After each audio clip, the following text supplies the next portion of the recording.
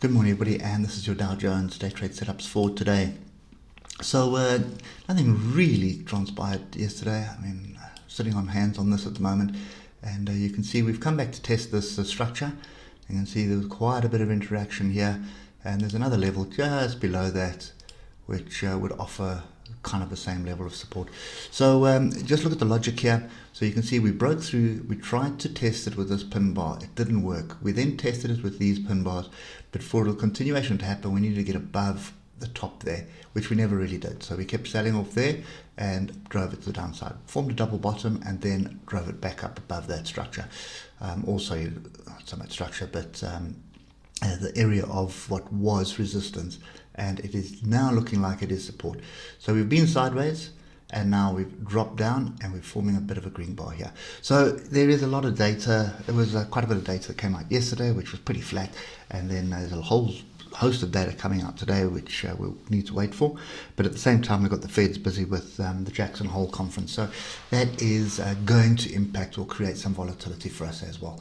So at the moment, nothing really transpiring. You can see this week was a good start and then pretty much nothing. The important part here is the oscillators on the 3 hour. You can see how they are starting to grip together. You see them there starting to turn and coming to grip, and that's kind of the same setup that we see here. Okay, so that's kind of the structure that we can see at the moment. No diversions or anything to write home about at this stage. But what we definitely do see is sort of a mini flag, if I can call it that. So there's the bottom of it, and there's the top of it. But you know, there's no real solid move. I can't really take it from here up to there. So at this stage, it's really just taking us back to the top. So that would be the flag's target at the moment. So 35.456. So for me, I reckon this is still range. We're probably just going to muck around here. We have crossed over the moving average, or crossed below the moving averages. So if we reject that, then we're probably looking for the next leg down to 35.66, 35.066, or alternatively 3500. There are a few little gaps to the downside still, which are going to act as magnets. So if I just come across here, you'll see that's where price is, and you'll see down here, if I remember correctly, there's one there, there's another one there, and there's quite a number if I further down as well. There's another one there. So if you just look for those, and I know some of your trading platforms actually have indicators to pull up the gaps. And the gaps all the way down to the 1 minute actually act as magnets most of the time, especially with the algorithms, when it's an algorithmic day.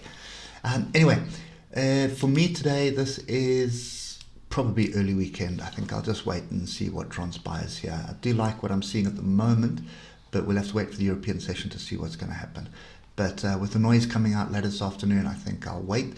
We do have this string of gaps over here, and then we've got some structure just below here as well. So just put that in, and you'll see some structure on the hour all the way down here at 3500. And what's a bet that is a Fibonacci level as well. Yeah, pretty close. 50% Fibonacci is right here at 35.066, and then the 61.8 is just below the 3500 mark. So that would be my guess. At this stage, I think either we're going to stay in this range sideways, or alternatively we're just going to move up, find some area to reject, and then move down to come into this zone here where the buyers are going to be waiting again. Anyway, that's it for me at the moment. Hope it helps, and we'll catch up with you on Monday morning. Cheers for now.